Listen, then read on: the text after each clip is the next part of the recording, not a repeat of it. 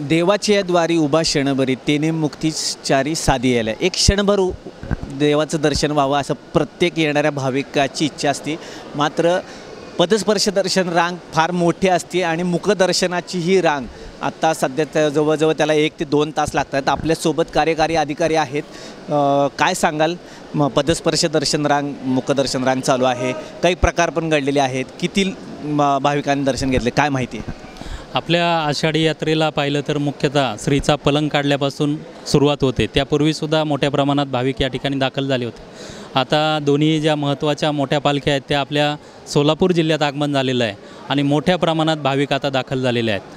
श्रीचा पलंग काढल्यापासून आपण पददर्शन रांगेचं पाहिलं तर सरासरी 30 ते 32 हजार भाविक या ठिकाणी दर्शन घेत आहेत आणि 2,20,000 भाविकांनी आजपर्यंत या ठिकाणी दर्शन घेतलेलं आहे। त्याचप्रमाणे मुखदर्शन रांगेतून सुद्धा मोठ्या प्रमाणात भाविक दर्शनासाठी येत आहेत। त्याची सरासरी पाहिली तर 43 ते 45 हजार भाविक रोजचे दर्शन घेत आहेत। दोन्ही मिळून जर आकडेवारी पाहिली तर म्हणजे 7 जुलैपासून आजपर्यंत 8 लाख भाविकांनी या ठिकाणी दर्शन घेतलेलं आहे। या दर्शन रांगेत भाविकांना सुलभ आणि जलद दर्शन व्हावं यासाठी मंदिर प्रशासन असेल, जिल्हा प्रशासन, पोलीस प्रशासन निश्चितच प्रयत्न करत आहोत। माननीय प्रांताधिकाऱ्यांनी प्रतिबंधात्मक आदेश काढलेले आहे, म्हणजे दर्शन रांगेत कुणीही घुसखोरी करू नये यासाठी प्रतिबंधात्मक आदेश काढलेले आहेत आणि त्याचं उल्लंघन केल्याप्रकरणी आपण काल 2 FIR दाखल केलेले आहेत। त्याच्यामध्ये 3 भाविकांवरती FIR दाखल झालेला आहे घुसखोरी केली म्हणून। तसेच यापुढे सुद्धा त्याची काटेकोर अंमलबजावणी करण्यात येईल आणि काल जर आपण पाहिलं तर 8 पत्राशेड भरलेले असतानासुद्धा 8 ते 10 तासांमध्ये भाविकांना पददर्शन रांगेतून दर्शन झालेलं आहे। काही भाविकांना मारहाण झाली, व्हिडिओ व्हायरल झाले, काय कारवाई झाली? काल जो आपला उज्ज्वला सेतू आहे पददर्शन रांगेमध्ये त्या ठिकाणी भाविकांना पुढे ढकलत असताना आमचे सुरक्षा कर्मचारी आणि भाविकांमध्ये वाद झाला। संबंधित जो सुरक्षा कर्मचारी होता तात्काळ त्याला निलंबित करण्यात आलेला आहे।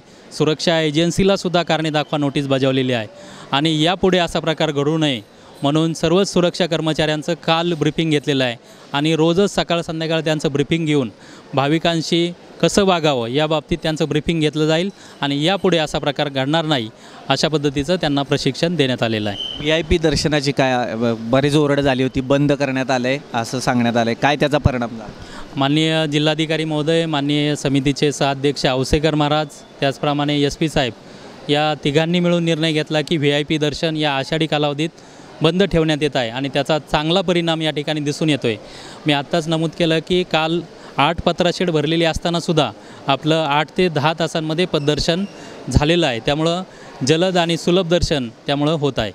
एकंदरीत भाविकांची सोय व्हावी व्यवस्थित आणि त्यांना कुठल्या प्रकारची समस्येला तोंड द्यावे लागू नये ह्याची कसोशीने प्रयत्न समितीकडनं करण्यात येते आणि VIP दर्शन ही बंद करण्यात आलेलं आहे। त्यामुळे सुलभ दर्शन होतं आहे, कमी वेळात दर्शन होतं आहे असं कार्यकारी अधिकाऱ्यांचं म्हणणं आहे।